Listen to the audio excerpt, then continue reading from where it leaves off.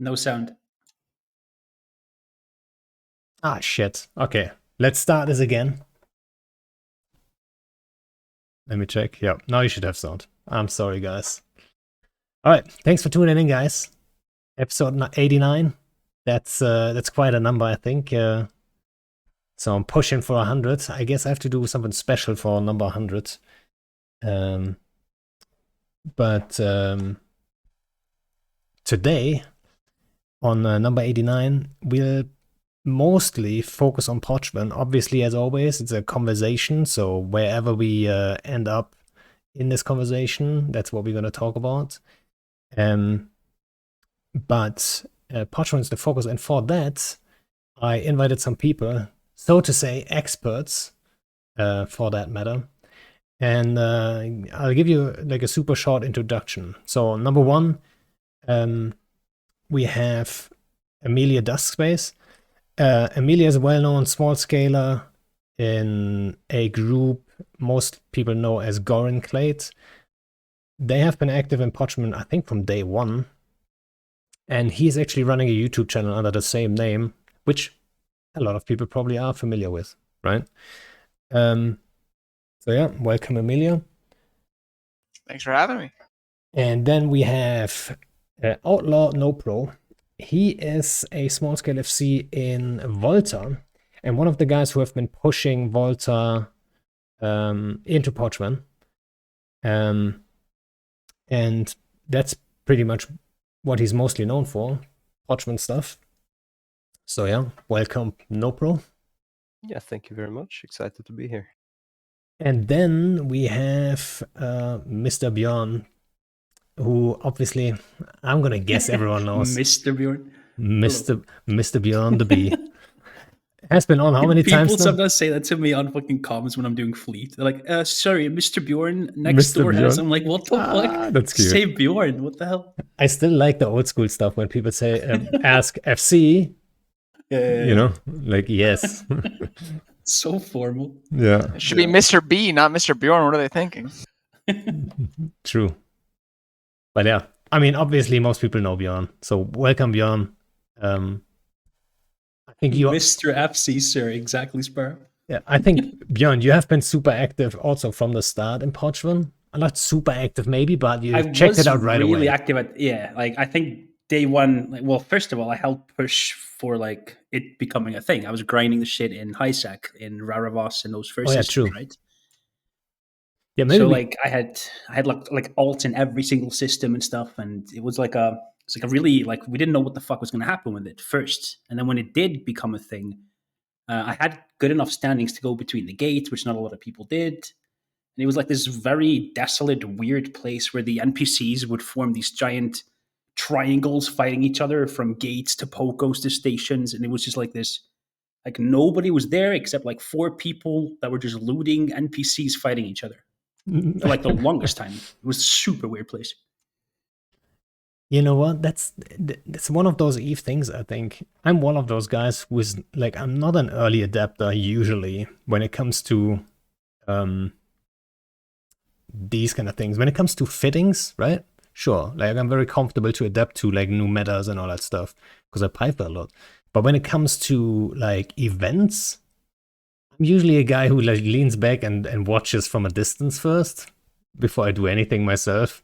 I mean, I don't want to, you know, throw anything at CCP, but a lot of times, you know, at the beginning, it's usually like there's a bug here, there's a bug there, and then, you know, I'm not sure. I think it was the case in Pochven too, right?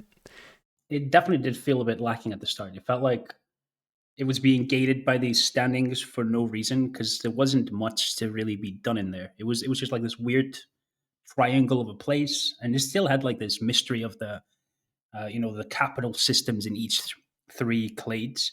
They have like this giant structure and like this weird connecting thing, and I don't know. It was I'm not sure if they wanted to add more to it, but it felt at the very start a little unfinished. Yeah, and you know what? You mentioned at the beginning nobody knew what was Yeah. going to happen with those systems. And I had a discussion today on stream actually with someone, or like I just brought it up for fun. What would it would it have been different if people knew what would happen with the systems that were taken over and stuff? Like 100%, dude. People would have just flooded it with capitals and yeah, so there was put up yeah. structures everywhere and shit, you know? In that case, I'm not sure. This is only a thing I've heard, so I can't 100% confirm it's true. But after Pochven was introduced on Tranquility, and since Serenity has like how do you say it? an Like older similar version. updates coming in the like that happened on TQ in the first place. After Pochven happened on TQ, they made sure to install Keepstars and all of the future No Pochven way, dude. systems, as well as Titans.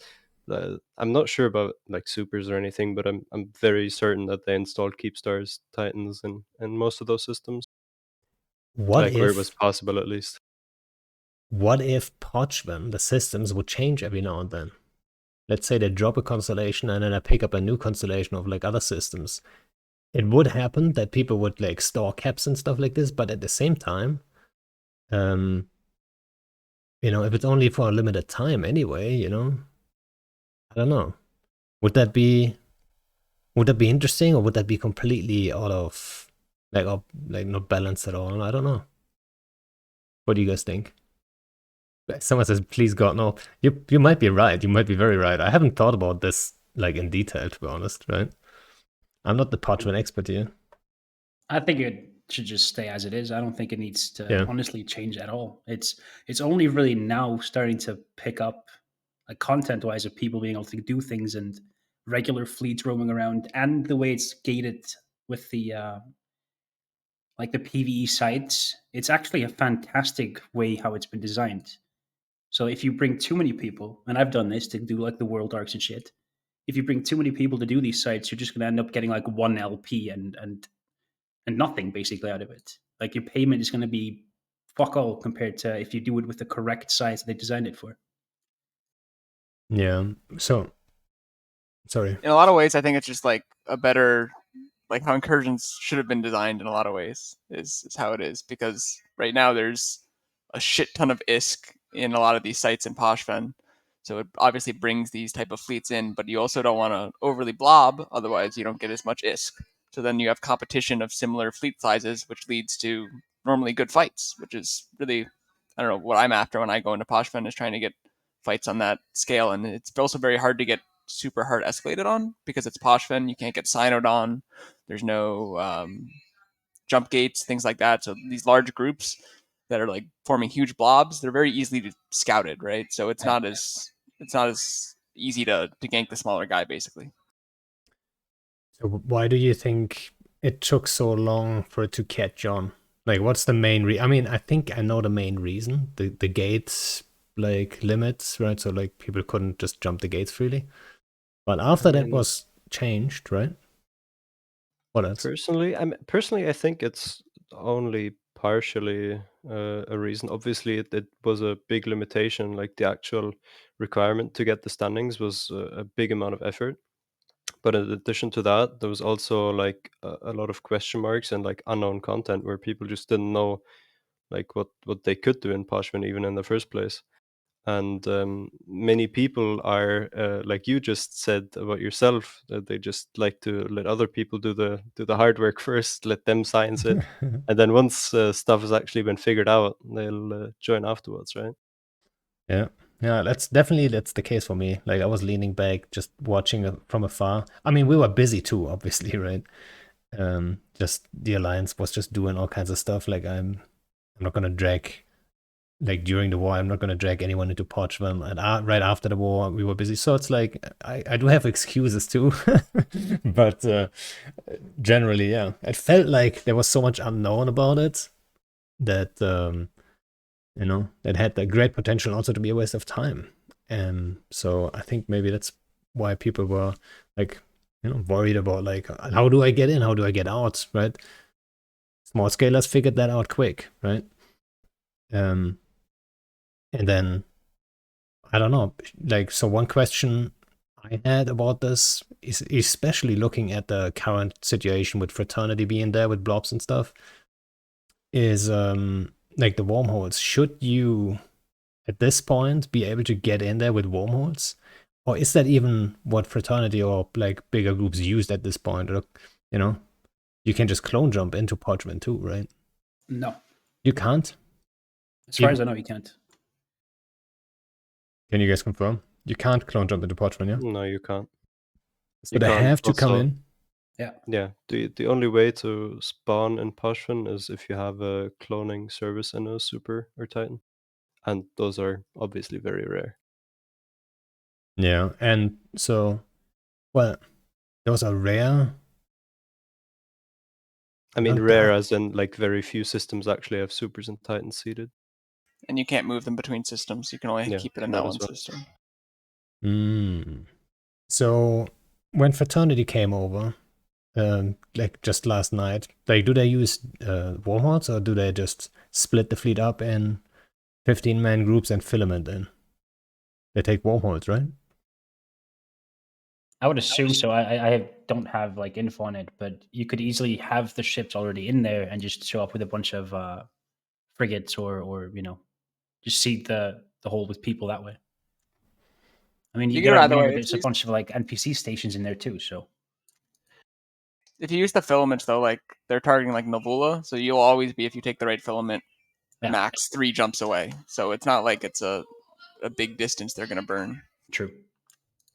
Yeah, but so at the same time though, it's an organizational nightmare to have like a blob this size split up into groups of 15 to then use filaments to then get in, you know? And then there's like one group getting bubbled on their jump in spot and on the gate, and like that's chaos, right? So Not if everyone, which is what people normally do, is they come in with like shuttles or something, and then they jump into the ship in the system they want to be in. They form up in that system, right? So if you have groups of 15 men, people in shuttles or even pods that just filament in and then burn to the system where you're going to have your ship stored, then you jump in your ships and you have your whole fleet there ready to go.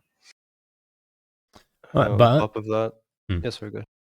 no, I was just about to say like, but you can counter that with smart bomb battleships and stuff, right? So it's like, you know, Yeah, but this whole thing has been announced for like the specific siege has been announced for like I believe a week or two or something, and the more or less exact date as well. So people were told to move there ahead of time to make sure that it wouldn't be such a mess to get in the first place, and they made sure oh, to have control control of the in gates into Nalvula as well, as far as I know, with smart bombs and all of that shit. So they were pretty well prepared, I think. yeah. So they treated it like a wormhole eviction almost. More or less as far as possible, I think. Yeah, like very committed. All right, so it's not like a thoughtless blob. It's like a blob that puts in some thought and effort too. Yeah, and it makes sense too if you think about it. These structures cannot be rebuilt in there. Like if you remove someone's fort, they cannot stage from that fort anymore. Like they can't put up a new one. They can't. Like it's just gone forever. So it's those structures that are still remaining are pretty important that they stay up for the people who own them. And people put a lot of like stuff on the line to defend them too. And do Yeah, they? especially the one in Novula for Rote. So the Yeah. reason it's such a strategic advantage is that the range, it's a kind of cool interaction with Pochven. It's the place for Sino range. Like if you were going to Titan Bridge or Black Ops Bridge from that Pochven system, your range of systems you can jump to is based upon where it used to be. So since Novula was like right on the edge of Vale of the Silent, you can basically bridge into almost half of all of Frat space. So Yeah. they've been doing bombing campaigns and all sorts of campaigns, just murdering anything that moves in Vale. I was trying to tell Pano about this like a month ago. I was like, dude, why are you not using Pochven? You can literally just use a filament to go to Nelvula or reverse showed or something. Because he was talking about every time he got filamented into that region, right? They would just show up with the Marauders and all this bullshit to deal with him when he's soloing. I was like, why you as a someone who can pull some lines and pull some strings in this big alliance, you could get people staged ready sitting on the blobs in like 5 minutes. From just clicking ping, they just hop out, filament, and are ready to drop on something. been trying to tell Panda and about I this did for that. like a while. So I did that on that snuffed out like extraction thing, right? Yeah. I mean, it wasn't Before really 10. an attempt. I don't even want to call it an extraction attempt, because dreads were never locked in. But yeah, I did just the bomber wing, and all I did was filament them out. And one of my groups was right away in the right system. You know, I could just like get him on a safe Yeah. cloak up, and the other group had to do 5 jumps, and power we're set up, and we don't even have a timer. We can bridge right away if we want to. So it was pretty smooth, yeah. And yeah, Actually, like an interesting nerf to Veil if you think about it. Like Veil is super close to Jita and everything, but it's still like now you can filament from anywhere in the game, except wormholes, I guess.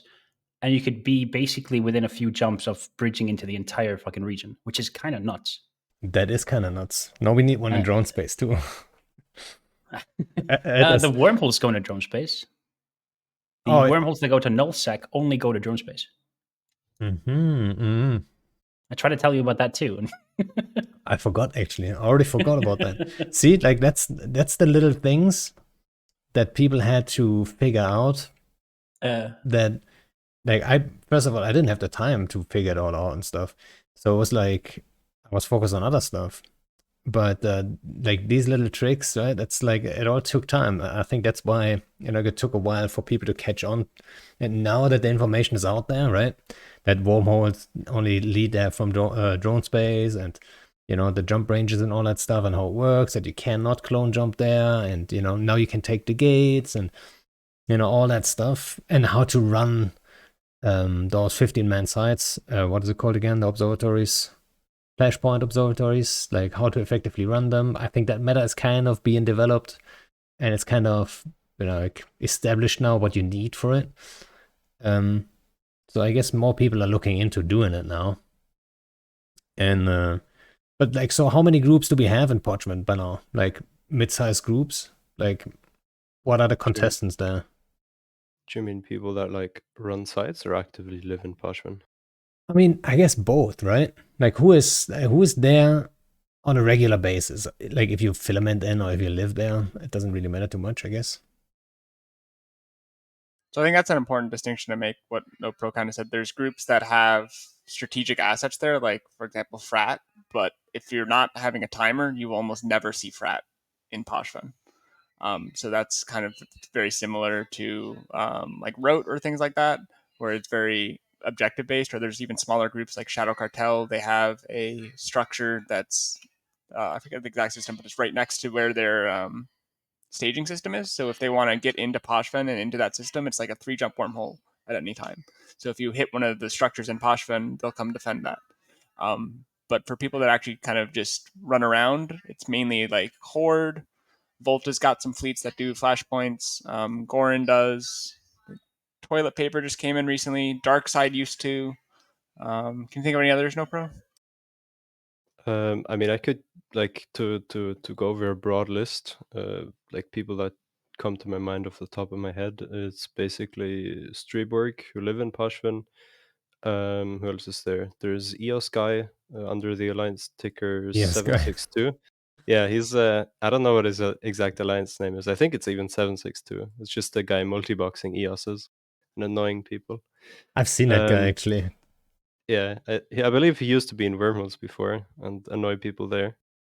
Then there's obviously Gorin, there's Volta, there is there used, or like there more or less is a group under luckily Theo, that's his YouTube name, or Loizo VVN or something, his in-game name from Chifas, though he's not as active anymore right now.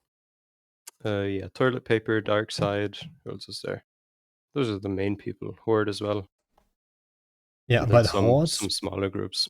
But Horde is just like a specific sake, right? They never come there like in numbers like Fraternity did, right? Or do they show up with blobs too? They do sometimes show up with blobs. I'm not sure if they ping like main Horde for it.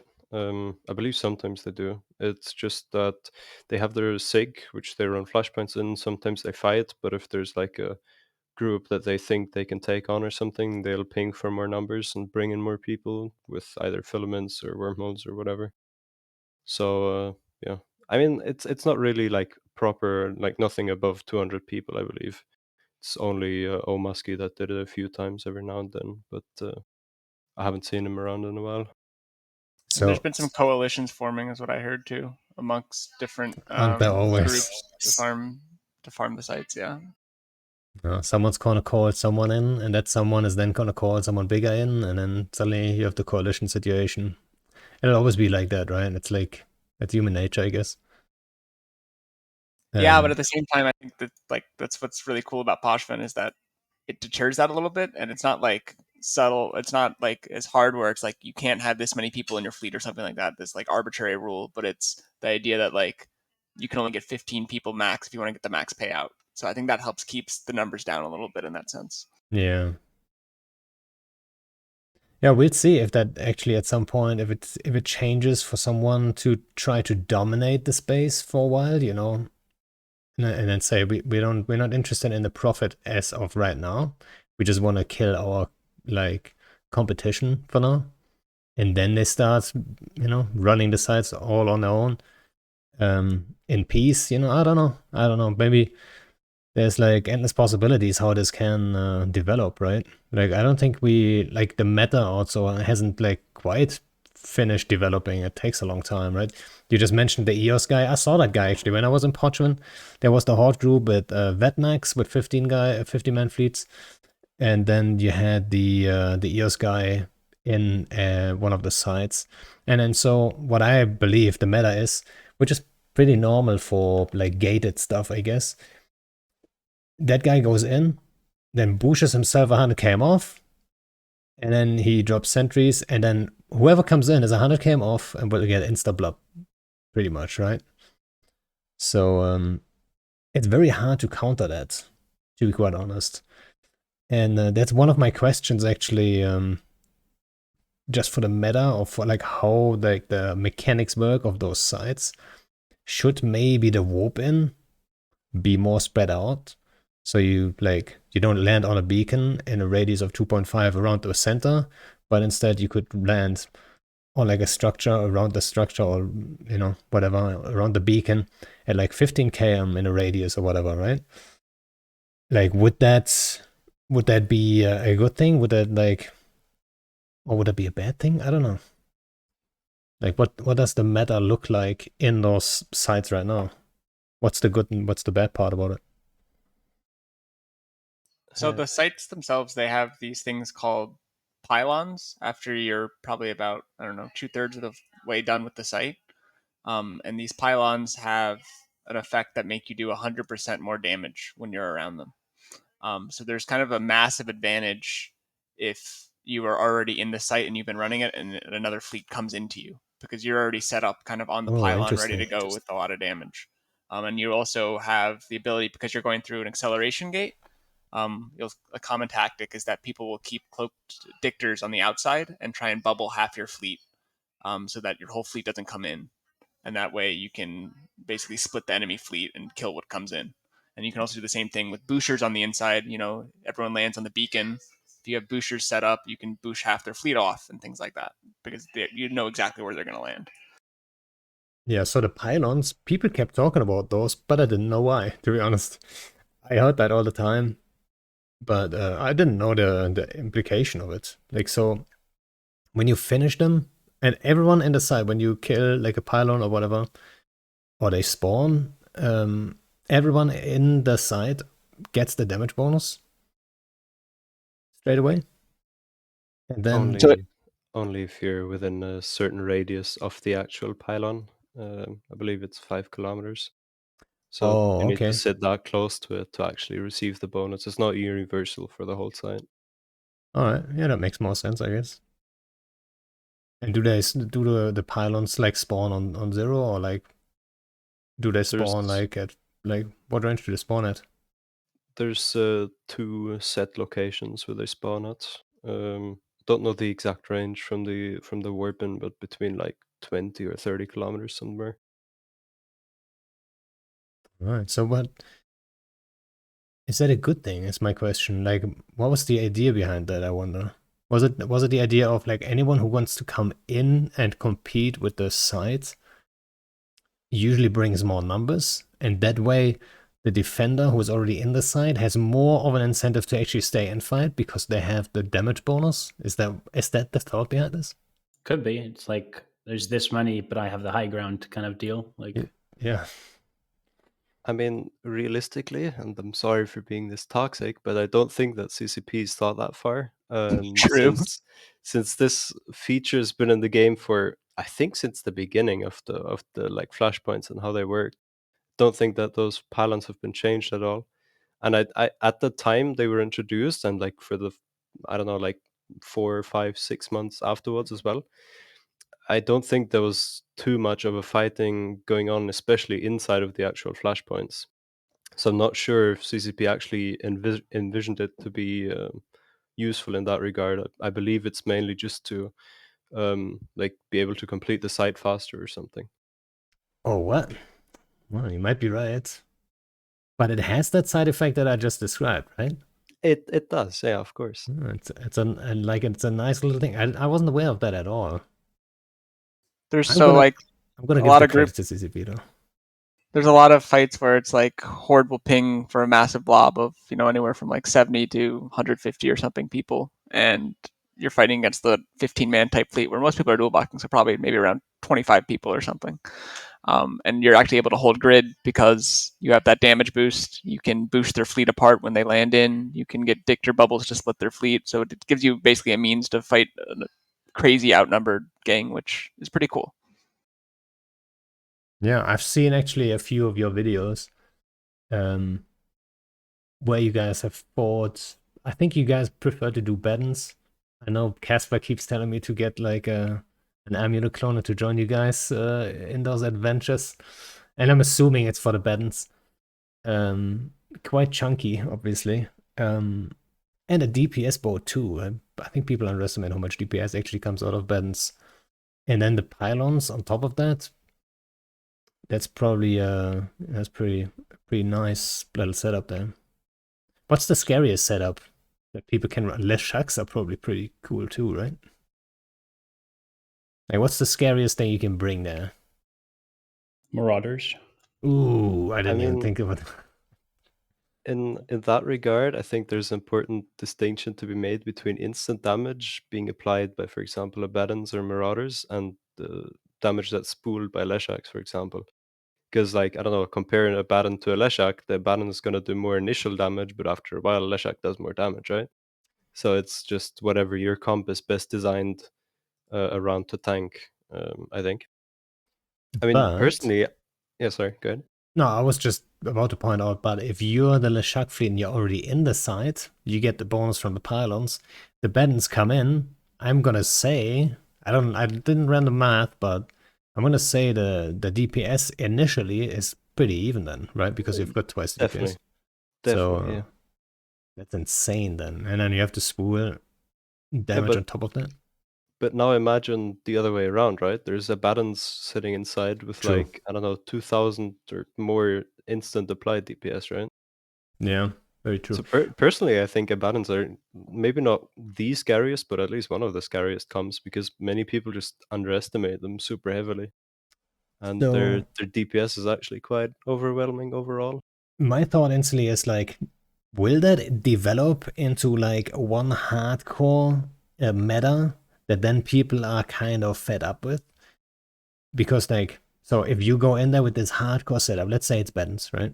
And then people would have to bring like more than twice the numbers to deal with it, right? Let's say they have to bring 30, 40 dudes, and the guys don't have those 30, 40 dudes. So then the fight wouldn't happen. But what if the pylon would not always give the same bonus, right? So sometimes it's an extra armor, sometimes it's extra shield, sometimes it's extra damage. Or is it do you think it's super important that it's always the same? And then, I mean, I guess it has to be, right?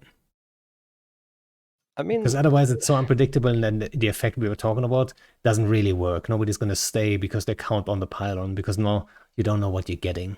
That would be ridiculous. Well, I think Bjorn, correct me if I'm wrong, Bjorn, the World Arc Flashpoint or World Arc sites, they have random pylons, right? For different features. I haven't fought on them yet, but I don't know if that.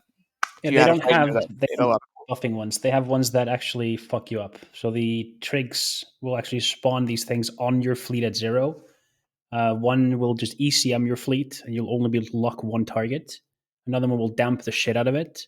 Another one will just smart bomb a bunch of shit. And the fourth one can MJD your fleet if you're not quick enough to kill him. There's like an NPC AoE MJDing bullshit thing that can show up. And it MJDs you like 70 something kilometers. It's really weird. So you have to kill it really quickly, but there's no like buffing your fleet in that area. I don't think It's a remote MGD. It's like it's a mini GTFO. it's a structure that MJDs you that gets anchored by a Kikimora. That's funny. But I've always blobbed the side and killed them quick enough. That's not really an issue. But I kind of recently hit that busy. Like, yeah, but I recently hit that like cap of where we only literally got 1 LP for doing the side for an hour. It was like, fuck, that wasn't really worth. But when you do it with, because the World Arc, I think, is a bit more forgiving. I think you need to bring more people than you can into the observatory flashpoint. But the problem with it is that you fuck up your trig standings, which means eventually you can't dock in the NPC stations, and very quickly you can't even like repair your ship or refit it in the NPC stations. So you kind of become like a sitting duck if you don't have anywhere to dock up for a second. Yeah, that's maybe one of the main reasons also why I just watched from afar the whole standings issue. And I was an early adapter on Faction Warfare actually. When Faction Warfare was first introduced, I joined that right away. And my standings got completely zonked from one side, right? So suddenly I couldn't go to Jitter. Like, especially back then, sure, the Navy, it's not the, it's not the end of the game, end of the world, but for a fairly new player who started PvP, like, no, I didn't feel like going to Jitter with anything, right? So Jitter was not an option for me back then. And it's like, that kind of comes across like the same kind of thing, with the whole standings thing. I don't know. Are standings maybe... Are they even needed? You know what I mean? Do we need this even? What do you guys think? I mean, something that I notice myself very often, because I almost exclusively run observatory flashpoints. I almost exclusively kill Edencom, so my Edencom standing is absolute trash. When I try to go through Edencom systems in HiSec, the problem is that some of those systems have absolutely hell-camped gates with NPCs that'll instantly tackle and kill you. And, well, you can obviously avoid those systems through the autopilot. I think that it's... I'm not sure about it, if it's a good addition or not. I mean, it adds a little bit of spice to it for sure, but I mean, personally, it doesn't hinder me, but I don't know. But yeah, I'm not entirely sure what to think about it. Yeah, I'm thinking about it as like a barrier, an entry barrier, right? Like, maybe not for everyone. Maybe it's just for like a small percentage. But it is a barrier of some sorts that people think like, oh man, I don't want to kill my standings for anything, because in future I might do whatever and it's gonna be super annoying, which it can be, honestly, right? But you can be positive to both if you just go and do some like drifter and sleeper farming. You can also do it where you balance out. So Flashpoint and the World Arcs that Bjorn does are kind of at an opposite. But if you do both of them, you actually gain more net positive standings. So you can be, if you like go back and forth, you can gain more standing positively and still be positive for both. All right, but it does force you to do the PvE part like on both sides then, right? So you can't focus on one type of side, and you can focus on killing drifters, and they'll give you positive standings with both factions. Yeah, but so it's that if you would focus on killing drifters, would you also make enough money for it to be worthwhile anyway? No, you're just doing that. You're bleeding ships as they fucking DD you and shit too. So yeah. Oh shit. They're fucking brutal. I did them with retributions, and then like every time they DD'd, we were just like, well, everyone hit your fucking ADC and hope, Oh my god. So they're just like the drifters on Drifter Wars. Yeah, basically. Dirty. I mean, one thing to mention though is that the payouts are designed in a way that everyone that is in the fleet that like does the site gets the payout. So if you're in a logi and you don't like put your drones in any Edencom or trig ships, you won't get any standing reductions, but you'll still get the payout. So there's Before definitely 15 ways to lodges. avoid that. I mean, there'll always have to be some sacrificial lambs, right? But Yeah. I think there is a cool kind of like, I don't think to the extreme that it was before where you needed standings to jump any gate, but having that cool little thing where it's, you know, if you want to get into home systems, you need to have 7.0 standing. It gives some advantage to the people that A, live there or, you know, run it a lot, which I think is kind of cool. and But also there needs some to be some enough barrier of incentives. entry so that anyone can probably get into it. Because like right now, Pochven feels a little dead for the people running these 15-man sites. Like there's not that many people that are actually there to looking to fight. So I think trying to reduce the barrier to entry by removing the negative part of like not being able to travel through high sec and things like that can help that basically. Yeah, I that completely agree I with you. agree with as well. Yep. Yeah, it makes I sense. think that reverting the whole not being able to take gates was a pretty important part to making the, you know, the whole region not be dead. So it wasn't just like one turbo role playing group that was living there and like, oh, it's our space, you know. And then, but I do think CCB kind of fucked up a little bit when it comes to the high sec. Um, you know, there's been stories of new players getting their earliest missions to, hey, go into this fucking Oh, pocket man. and die, you know, to trigs that shouldn't be there, that weren't there when the mission was designed. You know, like even Satonia was doing like an Iron Man challenge thing where he was like not interacting with the player market at all. And one of the early missions he was doing sent him to a trig system, and he died to trig rats. Like, and this Yeah. is a, you know, an incredibly knowledgeable player. So imagine what it's like for a new player who doesn't know anything to have some agent send him to fucking trig system and just get insta bluffed, and they're like, what? Like that shit's kind of busted. I keep like catching myself saying the same thing over and over. CC, please, not more NPC stuff. You know, NPCs on gates, NPCs here, NPCs there. They shouldn't interfere with us if we don't choose to, really, right? Like the NPCs, they should be there as an option. And yeah, you know, in special places like Pochven, right?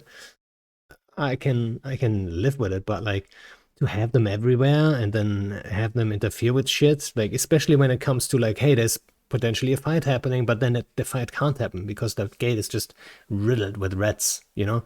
Like you're sitting there in like, let's say in a destroyer of some sort, but there's so many gate rats there, you can't even sit there. You have to warp off or jump the gate and reapproach or whatever, and you can't really fight on that gate. And it just makes me sad. Like nobody asked for that. And you know, at times it goes a little bit too far, right? I'm not sure if you guys have like any. I completely Opinion on agree that with you. You're obviously talking about gate rats and all that stuff. I'm just speaking about like just the newer type of rats that were introduced with this, the ones that are in high sec. No, I'm very aware. They're kind of, I think they cross a weird line that like that doesn't make any sense, because that is where you get your newest players. They should not be directed in their first couple of days into a trig system, into some like trig minor victory system, and just get fucking zonked. Yeah. But the trig and the like all the rats in Pochven though are incredibly cool, like the way they interact with each other. It feels weird too because all these minor victory systems, they don't really do anything, right? All they do right now in the game is they're a fucking hindrance to people traveling. If they were going to expand on it or something, it feels like they had Well, this whole they idea have for some. Pochven. Sorry, they have Yeah. some sites in them though, like, Yeah, they and have. there's like a mining bonus in some of them, right? And there's a They remote have rep a. bonus and some other weird stuff, right? Yeah, there's. I'm not sure which have what, but there's similar. There's sites similar to the Flashpoints and Poshvin that exist in HiSec as well, which are basically the other way around. You fight for Edencom, I think at least, like with a little less payout, but there's at least something of a purpose to those systems. But yeah, in the overall picture, I don't know if they. I mean, it kind of makes sense, but if they should introduce something to expand on the whole thing. Otherwise, it is nothing more than an annoyance with the gate routes, especially. Yeah. What are like other there must be some issues that people keep bringing up, right? I mean, Pochven isn't perfect. No, but they've worked on a lot of stuff. Like Yeah, the whole no. seagulling stuff got kicked in the dick. Like it was a lot more broken. They have reiterated on a bunch of things. Yeah, obviously. Otherwise, I don't think like the first version of it. I don't think it would have caught on by now. Like, I think that would take another couple of years till there's enough people with the standings, even, right? But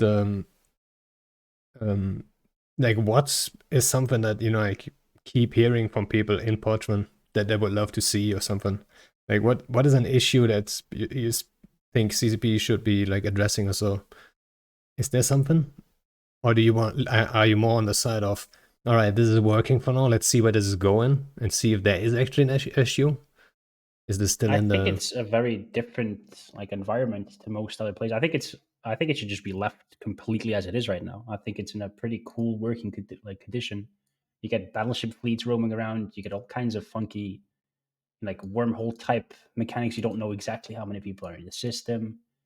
Like I think it's pretty cool. I think it should be left for now and not touched at all. Honestly, Yeah, I think the only thing that's missing is a little bit more players, but yeah. that's on the player base. That's not on CCP whatsoever. So I just think to that end, just to give some people background that are listening, Poshman's really cool for making a lot of money. Honestly, it's very very fucking lucrative. So each of these sites that we were talking about for the observer trade flashpoints that NoPro and I normally run, it's about 3.5 bill per site, split up amongst your 15-man people. So it's insanely lucrative with only needing 15 people, and you can kind of chain these. So there's 3 static sites in the region at all times. So once you finish one, another one will spawn somewhere in the region. And what's cool about that is that it forces gangs to travel. In like Nullsec and a lot of places, people just sit in their one system. They sit there all day, they rat. If anyone comes in, they're going to go hide in their citadel or whatever. This forces people to take gates, which leads to organic content and all kinds of things like that. So it's not only really lucrative PvE, but it also has opportunities for PvP and fun, engaging PvP on a similar scale. Yeah, I Yeah. completely agree. I thought also when I heard that those flashpoint, observatory flashpoints, that those are the best sites to do in a 15-man gang, and there's only 3 of them in total at any given time. I was like, oh, that's interesting, right? Like, someone clearly put in some thoughts there. Like, sure, with the pylons, you said like, it's probably not what they had in mind, but maybe it was. Maybe someone really sat down and thought this is gonna, like, this is how those sites should be, and it should create content because they have to travel, you have to take some gates, and it's all pipe, right? Beside the 3 home systems, it's all pipe, so it's like very easy to reach any kind of point out of Pochven, and then camping in a pipe obviously is very it's very like easy. You can predict very easily where hostiles would be going next and stuff, so you don't lose them. So it's like like that combination is pretty solid, like for content, right? And then you said all we need is more players. I was worried, hey, maybe we shouldn't fucking hype this too much, like otherwise there's too many players coming, you know what I mean? No, it'll balance itself out. But honestly, there is like at the moment there are enough sites to go around for sure. Like there's definitely room for people fighting over sites too.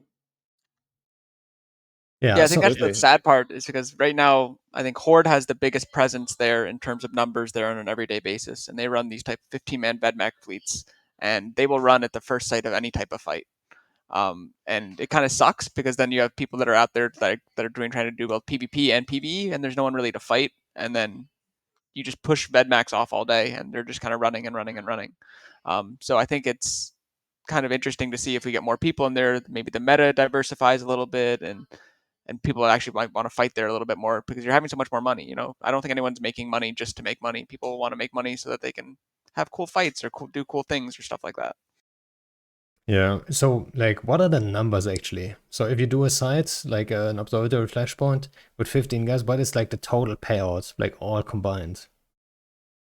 Did you ever do them? 3.5 billion, what Amelia just said. It's equally divided between all 15 people in fleet. And the total is 3.5 bill.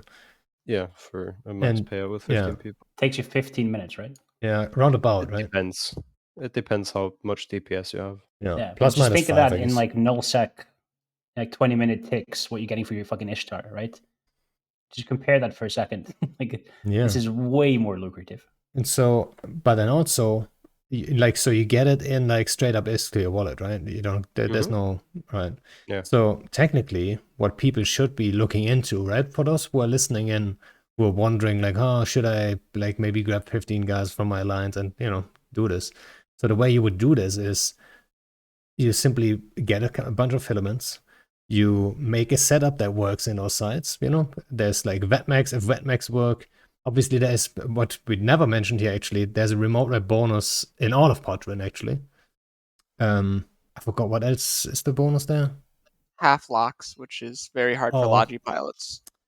And correct. also reduction warp speed. I think it's 50%. I'm not sure how much exactly. Oh yeah. So it is pipe. So like the entire region is one big pipe, basically going in a circle or a triangle, whatever way you want to lay it out. Could be anything you want. But the warp speed is a little slower. It's half the warp speed. So your travel speed through that smaller region is slower, effectively. But then you have those sites that you do with 15 guys, and you need a certain amount of rep power that you have to figure out. Most people do it with like 4 guardians, and then whatever like amount of Vetmax, and the Vetmax probably have reps. But there's probably, the meta isn't developed entirely yet, so there's room for for cool shit. So you would take 15 guys and you just filament out, and when you're done doing running sites, you can just leave at any time. You can just filament to jitter, basically, or like close to jitter, right? Depending on where exactly you are in Pochven. So like it's actually a very, like, there's no like wormhole probing involved. There's no like special stuff involved. Like once you have some filaments, you can get in there easy peasy. You can even say in which constellation of the region you want to land in, so you can predict it up to like 5 jumps away maximum or so, right? Which is like, so it's very easy, to get in, do some stuff, and you'll never be far from those sites either. So I think if that's laid out, I'm sure there's already a guide out there, right, for Pochven stuff. I'm sure someone wrote a blog or like something, or maybe a Reddit post or so. I believe there's plenty. Yeah. I think if that information is out there for a while, then more and more people will do that just casually. But then again, 15 guys might just be a little bit too far out of comfort zone for like casual PvE types. You know what I mean? I mean, 15 is like the how do you say it? Like the optimum, but also the maximum amount of people you should have. Afterwards, the payout drops and like becomes less than a 3.5 billion total payout. But you can obviously run the site with 10 people as well. The payout will be a little bit less total, but a little bit more like individual, obviously. But like if you have a comp that works with that, like Leshx, for example, you can easily run the site with less than 15 people. Like you can just do that as well. Yeah, there's a guy, I think he runs around from Red Alliance, who does it like 2 Leshaks, 2 Nesters in his arm, and he solos the sites. Is that it? 2 Leshaks, 2 Nesters, and a Zan? Yeah. Oh, that's not a whole lot. Bjorn, I was wondering, so I don't have much experience in the World Arc side of it. So are they static number of sites too? And how does the payout to, I know it's an LP, but how does that really translate into ISK? I believe there's only ever one world arc in the entire Pochven area. There's more. I think there's only one at a time, right? No, as far as I've seen multiple. I'm not sure if there's like a limit on it, but I've seen multiple at the same time.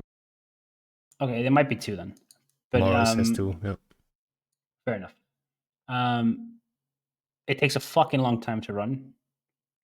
I've been doing it with groups of like 40 plus people, and it sometimes takes like 40 plus minutes to do it. It's like wave after wave after wave. It's a shit ton of salvage.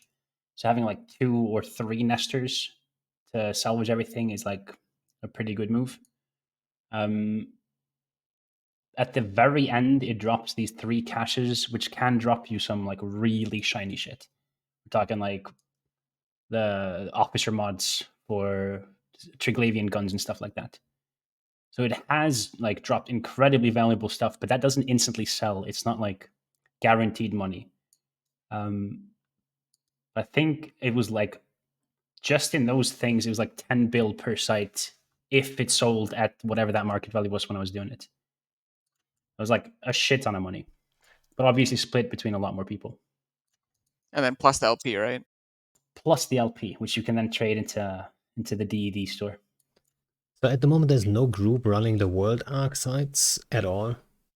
Except me sometimes.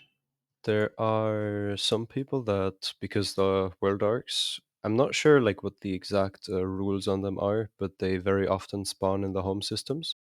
And there's multiple groups, at least 2 that I know of, that run them exclusively in Marauders, because you can tank the sites in active tank Marauders, just do the site that way.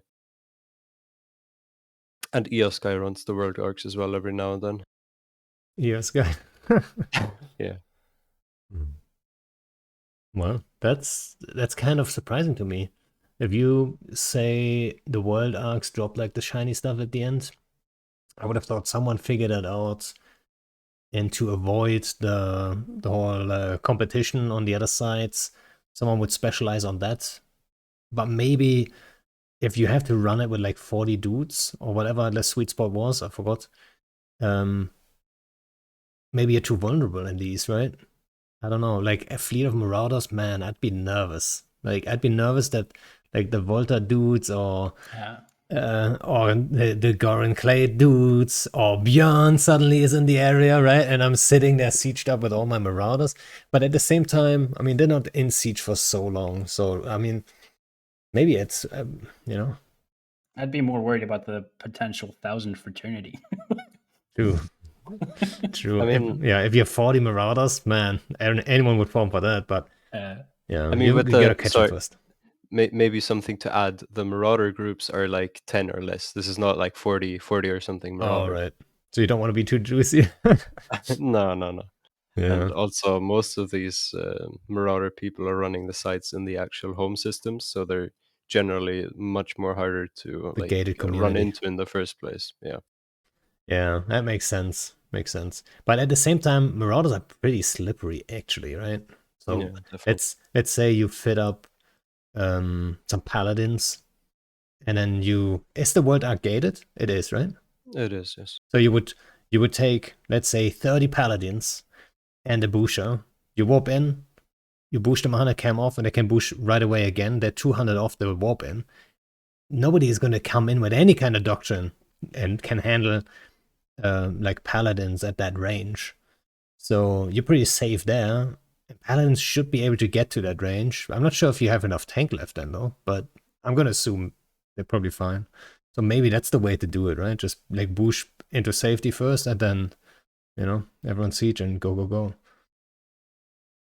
Maybe I need to start a paladin sig in Init. Who knows? Maybe soon enough you'll see 40 paladins on this, and you know what's up. Do it, dude. I'm kind of interested, but like I've never I done want to be challenging for the site though. Like I need to do the site for the DLP, so I'll see on grid. No, you can. We already lost 1 paladin to Bjorn, dude. How about this? You can just rent the sites from me. That's a good deal, right? We're just going to claim all of Pochven, and then we rent the systems out to you guys. Kind of the newest at Pochven. The Pochven overlord. That's what I want to be. I'm gonna make like a little golden hat, like go full role play, right? And I'm gonna be the Pochven mastermind. Yeah, soon, guys. I'll take over. I'll take your word for it, man. Poch Friends. There's someone gonna make that called Poch Friends, right? We'll see. All right, let me look. What else do I have on my list here? Oh, we already talked about what if the systems would change? What problems would it cause? Obviously, like I was throwing it out there because it's like it would cause issues for sure. Oh yeah. So what about the Edencom guys? They didn't get anything, right? Fuck the Edencom. What if they got their own version of Pochven? Like a It's mini called pot, HiSec, Pando. a mini Pochven. They That- kept a lot of systems from becoming like Pochven area. So like, why should they get something different? To be honest, they were just defending the place from getting invaded, and a lot of systems didn't get invaded. I'm just saying. I'm just throwing it out there. I didn't know I've seen that argument a lot. I don't think they need their own like Oh, really? It wasn't. a fucking square place just for the squares to go. You know? No, it has to be star shaped because it's like obviously their logo is a star, right? Isn't it? Of course, Bjorn. Come on, go with the times. Yeah, I'm just thinking. I mean, that was the main concern and the main complaint. I If you guess. want to make it interesting, then you give them in HiSec missions to go into Pochven and do things in there. You give them like day trip missions to go in there with a fleet, do this, this, and this, and then come out and get a fat payment back in HiSec again. You don't have to have like a whole new region, but have it connected to the Pochven region. Get more things to go into that region. I like to that do idea. things. I Yeah, like or it. they also have the World Arc thing. Like that's pretty Edencom aligned, right? It is, yeah. But they could do a lot more out of it, though. Yeah, I mean, I don't know how many Edencom guys there are. The problem with them is they are mostly the HiSec players, man. They're not going to go into Pochven. Yeah, I know. But yeah, it was one of the main concerns or main complaints at the start, like when this whole story unfolded, that it was supposed to be like all players deciding what's happening, but then it kind of turned out, it was supposed to happen like this anyway. Or was it actually? I wouldn't say that. No, like a lot of systems could have flipped. There was a system, Pando, that was very, very close to Quirius that was gonna flip. And I actually reached out to someone in Goons who was like doing a lot of stuff at the time connected to this. I was like, hey, you guys need to let that system flip so it's a part of the Pochven, whatever thing you would jig, right? Like, let's let that one flip. Like, it's going to become one of these. It had like the right star for it, blah blah blah, and it didn't. But it could have become a completely different region connected. Like, imagine if you could go from like Jita and then it would connect to one jump completely to a system next to Quirius, and then you could use like a what you call it, like a proximity extraction filament. Can you imagine how that would have changed the route from taking shit from Jita to the west? I mean, And if you have the problem that Fred has right now, you know what I mean? something. So this is completely out of context and a little bit of tinfoil, right? But if you look on the map and zoom out a little bit, the current Pochven only covers the I don't know, the eastern part of the high and low sec area. Like the western part is completely Northeastern. empty. Yeah. So And I don't know if you would want that. Like, for example, Iridia, close to Fountain, right? Obviously, that's where Init lives. I don't know if you would want that, to be honest. Realistically, for a region that is like similar to Pochven with accessibility through filaments and stuff, like no one would want to filament out in Iridia or something, right? There's the way getting back to Jita would be absolutely annoying. So yeah, I don't know. Yeah, it's an interesting. But so you convert the goon guy, whoever you convert. You told him you have to let it flip, but at the time nobody knew exactly what's going to happen to it, right? You didn't know. You didn't know. Like, so they were also like, shit, should we flip it? Yeah. Should we not flip it? Is it good or not? So nobody really got behind that. I guess. And I totally get it. Like, I wouldn't even know at the moment if it's a benefit or not to have like an Iridia system flip, like I just said, right? Yep. It could be cool. Which made the whole invasion really fun. Like, I had no idea what we were grinding this for. Showing up there every day with like a big ass fleet of battleships in HiSec to then flip it into a low sec system, and you're like, it's like this weird pseudo low sec null sec system. You're like, I don't even know what am I the baddie? Am I doing a good thing here? Am I doing a bad thing? We had no idea. I don't regret any of it. It was fucking awesome. Yeah. It makes it a little bit weird too, though, right? That you don't know what you're doing it for, but yeah. You know what surprised me about the whole Pochven thing? Is there have been changes in the past that were suggested and like people were pushing for and stuff like this. Crazy stuff. you know, that would make sense. But CCP didn't do it. Like, I wonder how whoever came up with this idea, how that guy got that through. You know what I mean? Like that guy, it's first of all, the whole thing is a little complex, right? So he must have had this idea and then lay it all out in all of its complexity, like how people should flip this and la la la la la and all that stuff. And then he managed to push that through and get it actually done. Quite impressive, actually, I think, right? I think that's an aspect of the whole thing that people don't even think about. But like in a company like that, like if you have an idea, that doesn't mean it's going to happen just because you're a game designer, right? Sometimes you I have mean, great ideas and, you know, upper management or whatever say like, nope. absolutely, right? I mean, how far did this date back? Did was the I don't know when this was exactly, but when the like drifters and shit were going rogue and nullsec and shooting a bunch of shit, was that connected to Triglavians already? I believe that was like the kind of timeline where it sort of shifted towards Triglavians being introduced with the blackout and whatever it was, right? I mean that Yeah. that's been in the planning for I don't know what feels like ages and probably has been by now as well, right? So it's pretty impressive, like the work they actually put into there. Yeah, I do wonder actually when that whole thing started. If they like, or if they maybe they went step by step, right? And then the Triglavian stuff was already introduced and it looks like it fits, but it wasn't the plan. And then they built up, like they built on that, right? I think it's unlikely that the entire Triglavian thing was all completely laid out, including Pochven and everything. I think that goes a little bit too far, but they probably like did the first step and then let certain things open for like options, like, you know, and then they fit whatever came after that. I think that's probably the approach they took there. But yeah, and Maybe. I don't know who, like, so it was like, I think main thing, like the main guy for Pochman was CCB Sledgehammer, as far as I understood it. So gotta give him credit.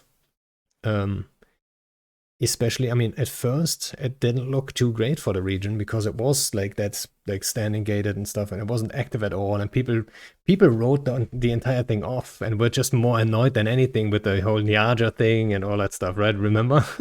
Because the Jitter Amar route was now interrupted and stuff.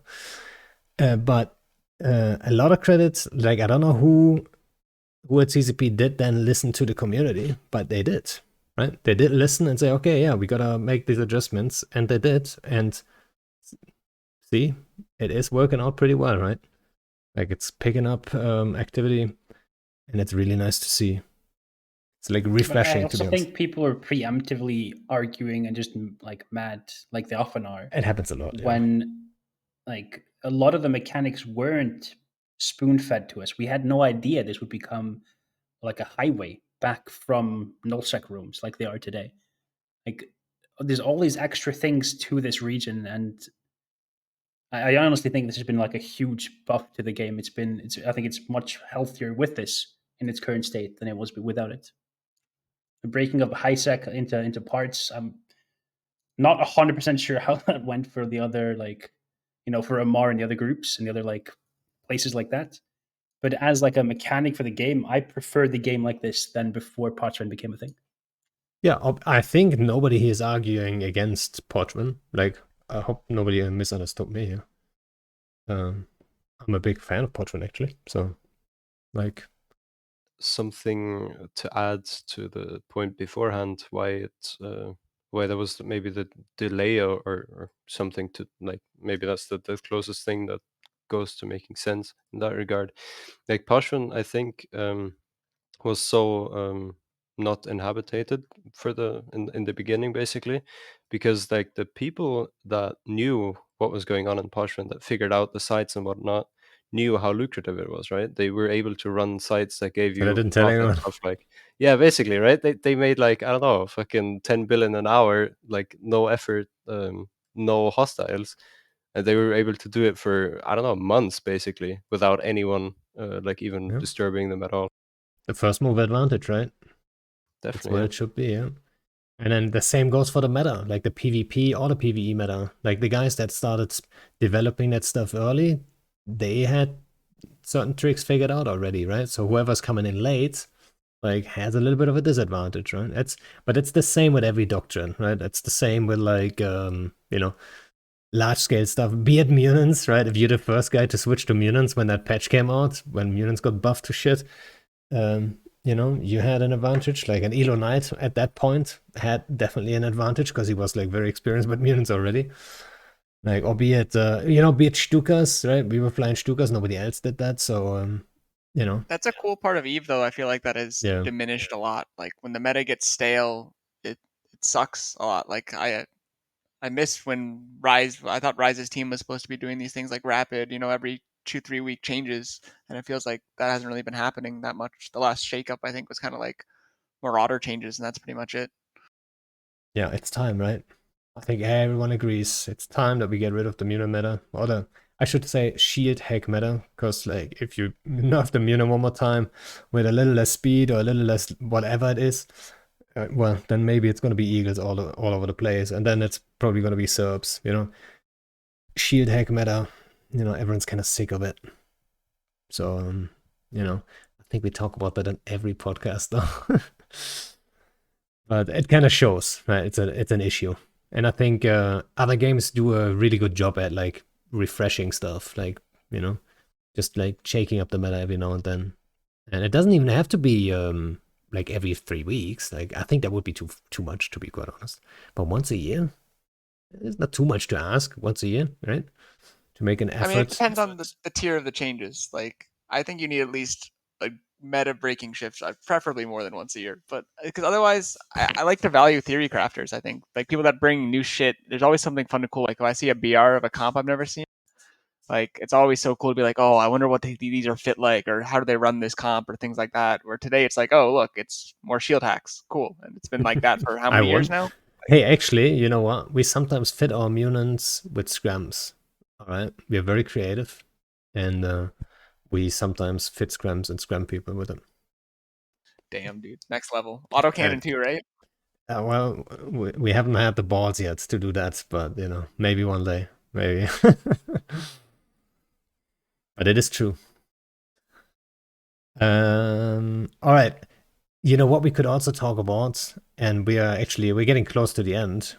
But Bjorn, like I was on stream, was it today actually, or was it yesterday? It was yesterday, I think, when we talked about it, like super short about the filament stuff. Yeah. And man, I forgot. Honestly, though, like forgot half the arguments, and I was like arguing, like, wait a second, there was some problem with it. I didn't remember anymore which problem it was. Before we talk about it, let me explain what the actual idea was. The idea is that people have been asking for like the typical roamers, like us, really, right? Like all of us do that quite a bit.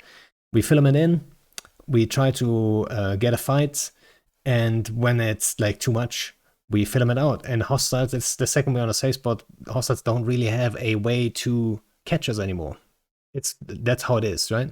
So the problem now is some people ask for like a spool up, and I always say like any spool up that allows them to catch you, that's long enough to will catch you too much, because if the timing works out, that's like too easy to catch you, right? So like that removes the filaments in its entirety, really. So it's like, I don't know if a timer really works. Sure, technically, and you could say a 30-second spool up would probably still work-ish, because the safe lock is also 30 seconds, and I don't think I have ever had a problem with it. But then we had a creative idea how to get around that, to give hostiles, or like the defenders, I guess, the space defenders, a way, which is, when you filament out, you leave the trace behind, but the trace shows up in overview, so people can instantly warp to it, and it's going to be up there for like, let's say, up to 5 minutes, maybe, I don't know, and you could follow through. But now there's the discussion we had, right? Now you have to be very precise, because otherwise you can exploit it. Which means if you, let's say, I'm using a 25-man filament, and I open it, and you could like first jump through with 25 people and then follow through with another 25, that would then enable me to exploit it, obviously, and bring 50 people through, which is not what you want. So the idea was, first of all, you have to limit it to, you can only jump up to the maximum of the filament, right? So if I use it with 5 people, it's 20 slots left. So, technically, you would have enough room there.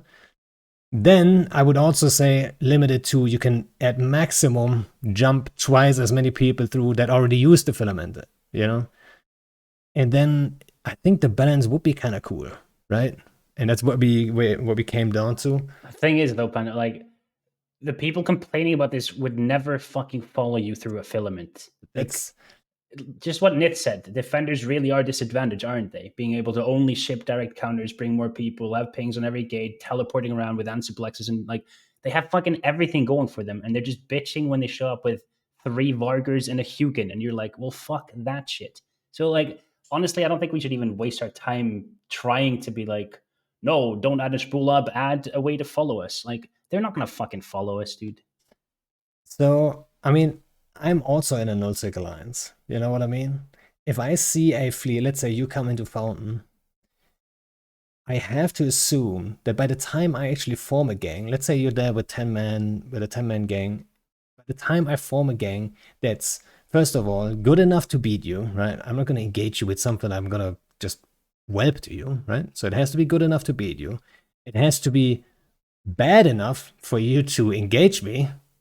And I have to form that quick enough to get to you. Yes, I have jump bridges, Titan bridges, whatever. But a lot of times that time, that sweet spot where I can still get to you in time, it's over within 5 minutes. There's already too many friendlies there engaging other guys, and they're already on a safe spot and not willing to engage anymore, right? Which is like the situation. I'm in the same situation. I'm not trying to blame anyone, right? But the situation would change if I knew you want to get home by a filament and you're going to use this filament that I can follow through. And I know you're like, let's say you're there with 10 dudes. I can then form 15 dudes and follow you through your filament, unless you use a 10-man, which nobody does, but, just saying.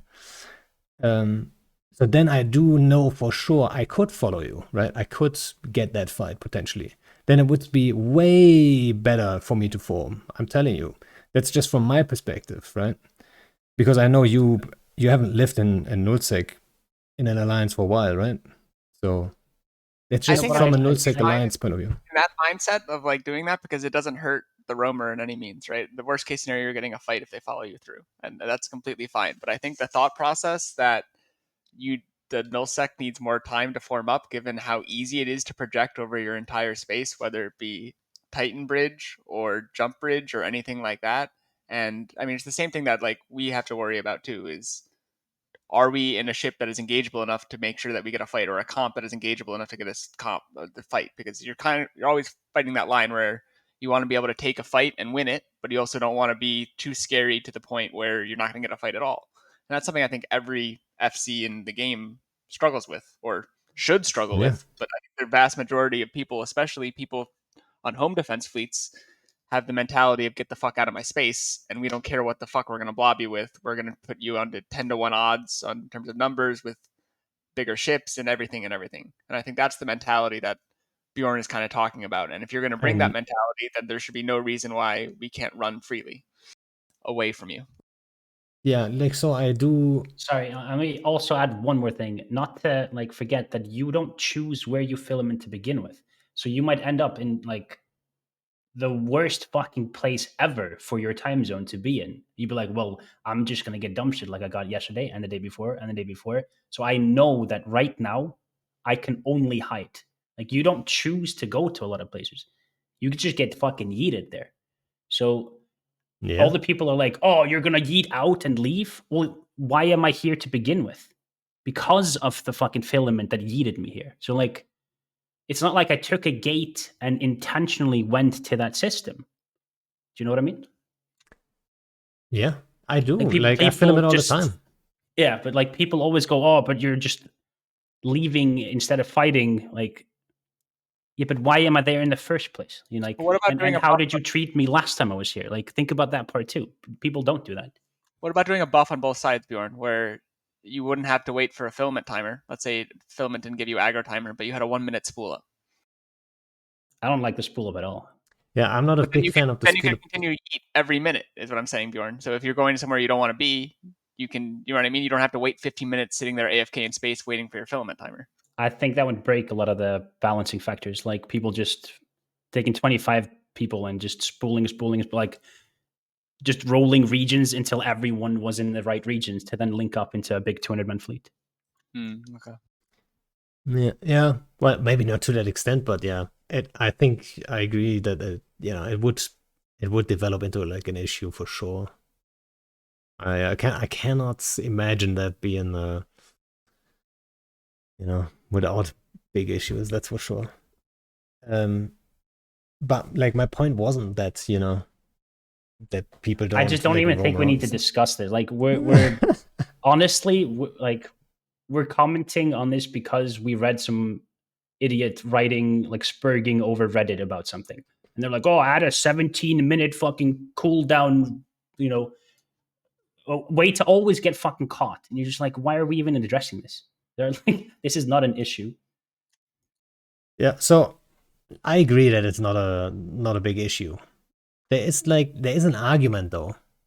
That like you cannot deny that there is an argument like for people saying like, hey, we wanna engage these guys, but they can always just like ping saves, and it feels very they don't have really options to to engage them if they like once they're on the save and stuff. And sure, Why am I pinging safes though? Because I cannot engage what you brought, basically. Like the alternative plan though is that if you can always catch me, then I only fly but cloaky that's not ships. but see, that's what I'm trying to avoid by saying the suggestion of the spool up is trash, right? And I'm trying to point out maybe there's an alternative that would be more fun and more engaging, which is the follow through You mechanic. know what the alternative is? Show up with like 5 T1 cruisers All to right, that gang right. that showed up. Build up a reputation where they want to fight you every time, even when you one day show up with something a little scarier. Build up a reputation where, yes, you will happily whelp 4 or 5 T1 cruisers and get a fun fight out of it. And you'll train some of your newer dudes, da da da. That is your counter to this. Bring fun fights, build a cool reputation, and then you're set. I do Yeah, have because to. Sorry. like what we're doing right now in like our wormholes is that we insta roll every horde hole for now, because there's no point fighting this huge Yep. fucking blob where everyone's sitting there. And the same thing in Delve, where goons are dropping 25 to 40 blops on you, no And matter if you're FRT in China time zone. or anything. Exactly. And it's very sad because then these people complain, "Why are you running? What are you doing?" It's like, well, yeah, we know what you're going to bring. It's the same thing every time, and it's something that we can't fight. So what's the point of coming? Yeah. At the same time, I want to point out, like, not everyone has the same mindset as you guys looking for the fights, right? Even the guys that, might just go into an ESS with, like, an overpropped, what's it called? Overpropped phantasm or something, right? Not everyone is necessarily looking for the fights, but, yeah. All right. I think, we explored this, suggestion enough. Like, I'd say we don't have to talk about it anymore. It's a tactical retreat. Yeah, it is. But I mean, like I said, I understand the argument, mate. That's all I'm saying. But yeah, guys, we're looking at an hour and a half already, so I think maybe it's time to wrap up. Unless you guys have like some final thoughts on stuff, maybe something you wanna like point out or so that you need to that you wanna address. Maybe there's one really good question in chat. Last chance. I just have something that came to my mind. In the future patch notes, or I don't know where it was mentioned exactly, there was an update about filaments being unusable in wormholes in the future. Like, do we want to talk about that, or? Yeah, we could have actually. Yeah, I think it's a good change, honestly, because it got around a lot of the wormhole mechanics and a lot of wormholers. And I'm not a wormholer. I do have some experience in Walmart space, but not. I never lived in Walmart space, so. But a lot of Walmarters have complained about that, especially when I did the CSM, the Walmart CSM candidates podcast. They all agreed that filaments are kind of stupid in Walmart space, and so from that perspective, I think it's a really good change. Does anyone else here have like an opinion on it or what? So I live in wormholes. I think it's definitely a nerf to me because if, for example, someone wanted to come evict me and we couldn't fight, if they had brought an overwhelming force or something, or if we even lose the fight, you're obviously losing a lot of assets. I think it's a good change though because it puts stuff more on the line. I think it's very similar in though the thought about asset safety is nullsec. Like I don't understand why there's asset safety with citadels that die in nullsec. Why doesn't it drop just like wormhole space? Don't bring up citadels, please. I'm channeling like, oh man, I want to go into this, but I don't. I really don't. I'm actually surprised we didn't talk about citadels the entire time. I was so close. I'm sorry. I'm sorry. But yeah. You've hurt him. Just bringing up citadels, it's like, it's a physical pain already. No, I'm not going to go into it. I'm just going to say, like, maybe some citadels should have more asset safety than others. Right? But maybe that's another discussion. Maybe we need like a Citadel Ultra show where we lay everything out at one time. It's not today though. I have one And there final was- thing to say. There That was a second change too on the filament front there, right? So it was you cannot filament from Walmart space, and what was the second one again? Shit, I forgot. you can't filament to the same region. I think. Exactly, and that happened to me like I don't know in the last couple of days, like 6 times. I filament from Delve into Delve. Right? It's like. So now you filament from Delve into Aquarius. Yeah, Back in the fountain. into Yeah. Fountain. Yeah, it happens too. Yeah. One quick thing that a friend of mine just asked me, like I'll just quote him here. Why is it fine to have filaments in null, but no filaments in wormhole? Did they not break null mechanics too in the first place?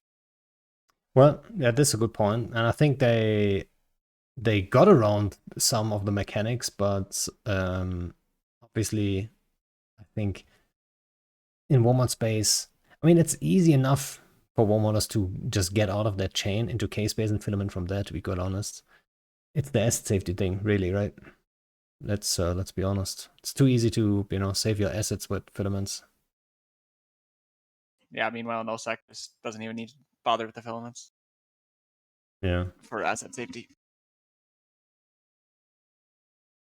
Give Ansible less fatigue when I'm not sure about that, to be quite honest.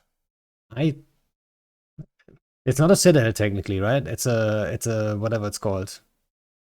It's, some kind of structure. So when it comes to Ansible, I still believe they should just be password or open for everyone.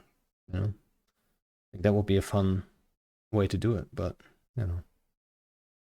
maybe one day. Alrighty, guys. I think we covered most of the Pochven stuff. I hope we didn't miss anything. I hope we educated a bunch of you guys, and you guys feel informed well enough to actually go check out Pochven. And I hope like activity goes up and up and up in there, and then I think it's a really cool little spot. And yeah, I would say see you guys on Grid and Pochven then. Let's go, dude. And For sure. yeah, thanks for coming on. And everyone on stream, thanks for hanging out. And see you guys next week. And yeah, see you guys around. Thanks for having us on, man. Bye-bye. See ya. Bye.